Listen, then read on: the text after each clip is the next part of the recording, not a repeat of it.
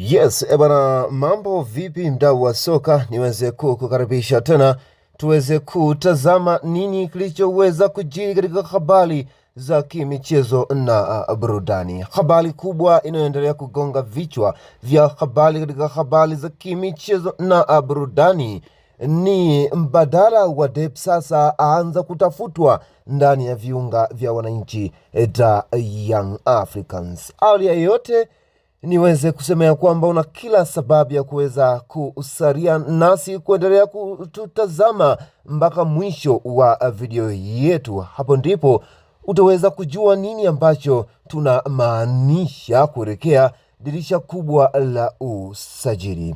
Ikumbukwe ya kwamba kwa sasa ligi ya Tanzania NBC ipo ukingoni na sasa mambo yameshaanza kuiva kuelekea dirisha kubwa la usajili linalotarajia kuweza kufunguliwa tarehe 1 mwezi wa 6.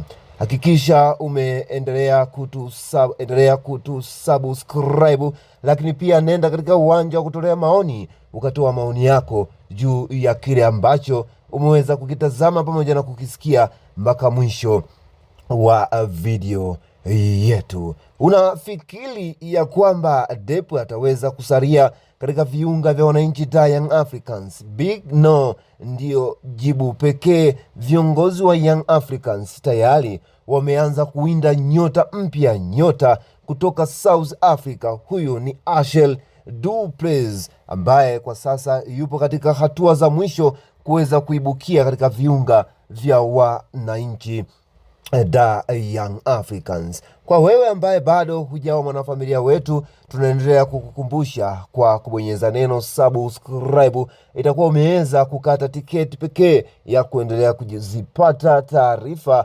muhimu, taarifa juu ya kikosi chako pendwa kabisa cha wananchi da Young Africans. Bwana, Ashel Du Plessis, moja kati ya nyota ambaye naweza nikasema ya kwamba viongozi wa Young Africans wameweza kuona jicho kutoka South Africa bondeni kwa Madiba, na sasa anakwenda kuingia katika kikosi cha wananchi da Young Africans. Swali lako ni lipi? Hakikisha unatoa komenti yako katika uwanja wa kutolea maoni ili tuweze kujua, je, Dep alikuwa na muda wa kuendelea kusubiriwa ndani ya kikosi cha wananchi da Young Africans baada tu ya kuanza kukosa nafasi kuelekea kwa Prince Dube, ambaye inaonekana ya kwamba uwezo wake kwa sasa ndani ya kikosi cha wananchi da Young Africans kwa Dep umeweza kuzidiwa dhidi ya Prince Dube. Hivyo Yanga kama kawaida yao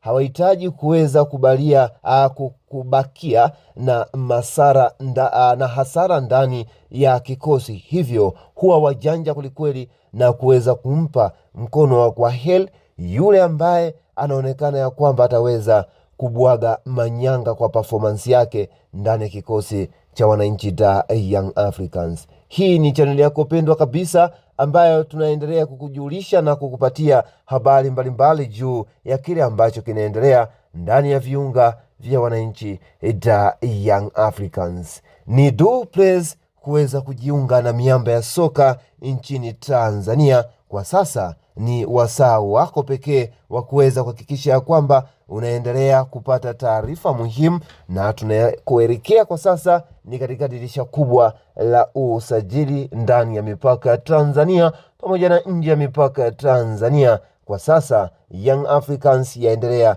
kujipanga na dirisha kubwa la usajili. Baki nasi kwa kubonyeza neno subscribe. Asante sana.